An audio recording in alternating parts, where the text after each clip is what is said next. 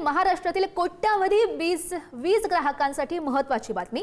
राज्यातील सर्वात मोठी वीज वितरण कंपनी असलेल्या महावितरणच्या समभाग विक्रीची प्रक्रिया आता वेगाने सुरू झाली आहे। महावितरण कंपनी शेअर बाजारात सूचीबद्ध करण्यासाठी मर्चंट बँकर्स आणि कायदेशीर सल्लागार नियुक्त करण्याची प्रक्रिया आता सुरू करण्यात आली आहे।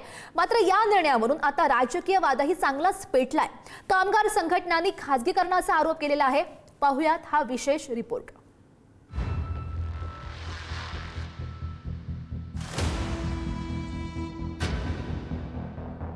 आता महावितरणला आर्थिक संकटातून काढण्यासाठी खाजगीकरण करणं किंवा असं निविदा वगैरे काढणं हे योग्य वाटते का?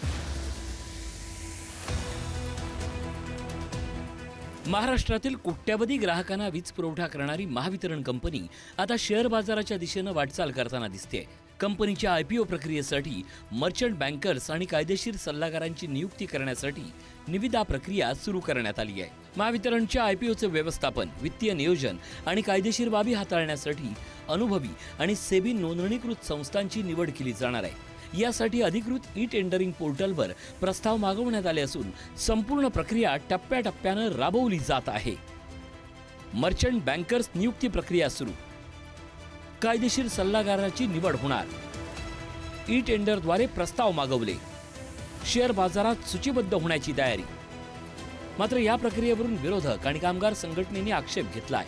इंटकचे प्रवक्ते राकेश जाधव यांनी महावितरणच्या समभाग विक्रीच्या माध्यमातून कंपनीचं खाजगीकरण करण्याचा प्रयत्न सुरू असल्याचा आरोप केलाय। कोट्यावधी रुपयांची मालमत्ता असलेली सार्वजनिक कंपनी हळूहळू खाजगी भांडवलदारांच्या ताब्यात जाण्याची भीती त्यांनी व्यक्त केली आहे। दरम्यान महावितरणचे स्वतंत्र संचालक विश्वास पाठक यांनी हे सर्व आरोप फेटाळून लावत संपूर्ण प्रक्रिया पारदर्शक पद्धतीने राबवली जाणार असल्याचं स्पष्ट केलंय। कंपनीच्या आर्थिक बळकटीसाठी आणि भविष्यातील गुंतवणूक वाढवण्यासाठी ही प्रक्रिया महत्त्वाची असल्याचंही त्यांनी म्हटलंय।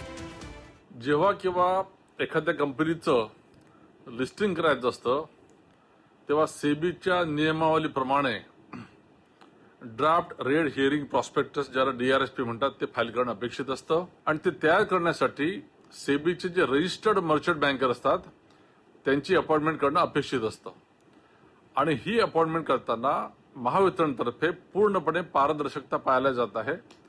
टेंडरच्या माध्यमातून जो योग्य आहे त्याला ते काम दिलं जाईल आणि मुळामध्ये लिस्टिंगचा अर्थ तसा की highest standard of corporate governance, ज्याच्यामध्ये ट्रान्सपरन्सी आणि अकाउंटेबिलिटी हेच करणं अपेक्षित असतं। त्याच्यात जर महावितरण चुकली तर सेबी त्यांचा IPO यूज देणार नाही। महावितरणच्या समभाग विक्रीच्या हालचालीमुळे राज्यात नवा राजकीय वाद निर्माण होण्याची चिन्ह आहेत। एकीकडे सरकार आणि कंपनी व्यवस्थापन या प्रक्रियेला आर्थिक सुधारणा म्हणून पाहत असताना दुसरीकडे कामगार संघटना आणि विरोधक खाजगीकरणाचा आरोप करतायत। महावितरणसारख्या महत्त्वाच्या सार्वजनिक कंपनीबाबतचा अंतिम निर्णय काय होणार, IPOचा आकार किती असेल आणि त्यांचा ग्राहकावर काय परिणाम होईल याकडे आता राज्यातील कोट्यवधी वीज ग्राहकांचं लक्ष लागलंय।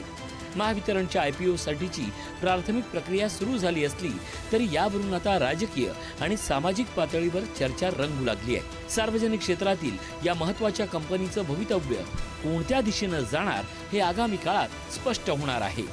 ब्युरो रिपोर्ट, पुढारी न्यूज।